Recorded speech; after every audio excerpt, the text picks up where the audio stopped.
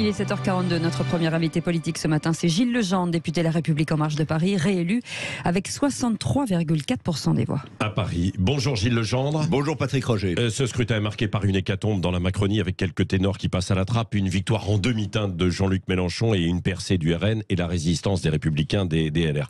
Commençons donc, avant de voir un petit peu comment gouverner demain, parce qu'il ressemble quand même, ce que disait Arlette Chabot tout à l'heure, à un désaveu pour Ensemble et Emmanuel Macron, pas de majorité absolue. Qu'est-ce qui explique selon vous ce revers ? Ça n'est pas un désaveu seulement pour notre majorité. C'est un désaveu pour toutes les forces politiques et leurs représentants qui portent un certain nombre de valeurs communes de la République, une conception commune de la démocratie et un attachement commun aux institutions. Ceux-là, hier, en effet, ont enregistré une lourde défaite. Mais ils ne se résument pas au périmètre du groupe Ensemble, de l'Alliance Ensemble. Oui. Ce sont l'ensemble des démocrates qui, aujourd'hui, connaissent une grosse défaite. Nous ne sommes pas, Patrick Roger, dans une défaite classique d'une majorité succédant à une autre. Nous sommes dans la poursuite d'une crise démocratique qui fracture notre pays depuis de très longues années. Le sujet est qu'hier, la crise démocratique s'est transformée en crise politique et notre défi,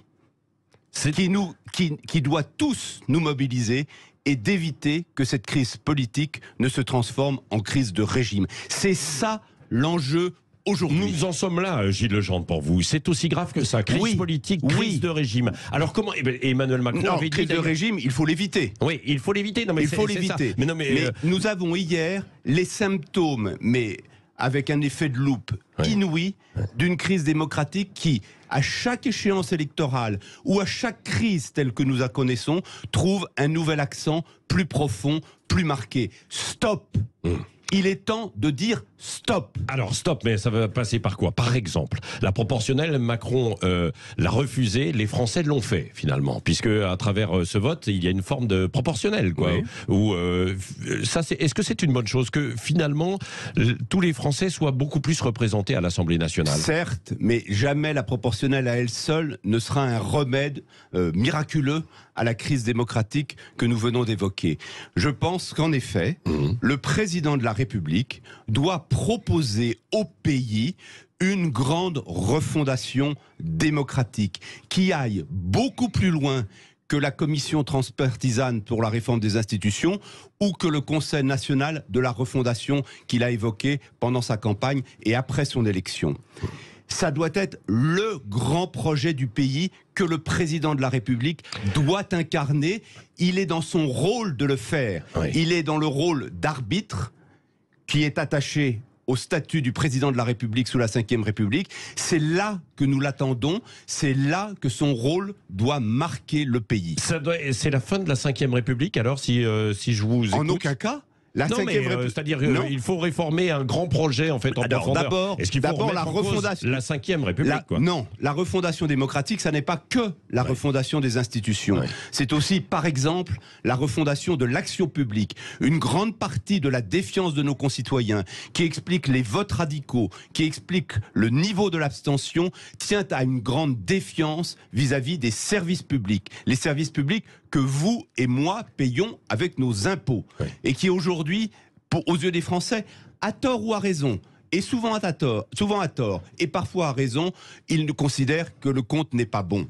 Donc nous devons former une coalition très large, qui permette de réunir tous ceux qui ont conscience de l'urgence du moment, de la gravité de la crise que nous traversons et de la nécessité d'y trouver des remèdes rapides. Oui, alors quand Gilles Legendre, vous dites une coalition très large, est-ce qu'elle doit se limiter à l'Assemblée nationale avec, elle existe de fait, ou alors se retrouver au sein du gouvernement et donc changer complètement de gouvernement? Ça, c'est au président de la République de le décider. Oui, mais ce dont je suis sûr. Mais je vais vous répondre, Patrick Roger. Je vais vous répondre. Je ne crois pas aux majorités d'idées dans la configuration qui est sortie des urnes hier. Je pense qu'il faut engager une négociation, une discussion de coalition, mais la coalition, elle n'est pas donnée comme ça, par miracle, notamment alors que nous sommes combattus les uns les autres pendant de longues années. Nous devons lui donner un objet commun qui fait que les forces politiques qui croient aux valeurs de la République, qui croient au fonctionnement démocratique, qui sont attachés à nos institutions, mais qui considèrent que tout ça doit évoluer, puissent se réunir autour de cet objet, et cet objet, c'est cette refondation démocratique. Alors la coalition, elle peut aller d'où à où, alors justement? À droite, vous allez jusqu'où? Et puis à gauche, jusqu'où également? J'entends des personnalités à droite qui disent « jamais ». Oui. J'entends des personnalités à droite qui disent oui. J'entends Jean-François Copé, par exemple, qui appelle à une alliance. Je sais qu'il y a sur notre bord gauche des personnes qui, même quand elles sont allées dans cette alliance improbable des NUP, savent parfaitement que l'avenir de cette alliance est compromis et que sur beaucoup de sujets, ils sont beaucoup plus proches de nous que de leurs alliés d'un jour pour des circonstances électorales. Mais encore une fois, ça ne peut pas faire l'objet d'un calcul politicien, de débauchages individuels. Il faut une solennité dans la démarche qui mette cet objet de refondation démocratique au cœur de cette recherche de coalition. Et encore une fois, que cette refondation démocratique ne concerne pas exclusivement les institutions, qu'elle englobe aussi une grande réflexion sur l'efficacité de l'action publique. C'est-à-dire, dans les deux cas, ce qui a trait à la règle du jeu. Alors, et c'est en ça que ça se distingue beaucoup, par exemple, du Conseil national de la refondation qu'avait porté le président de la République, qui lui, très intéressant certainement, mais ne concernait qu'un certain nombre d'objets d'action publique, l'école, l'hôpital ou autre. Aujourd'hui, c'est à la règle du jeu qu'il faut s'attaquer. Mais le premier acte, ça passe par un gouvernement large alors?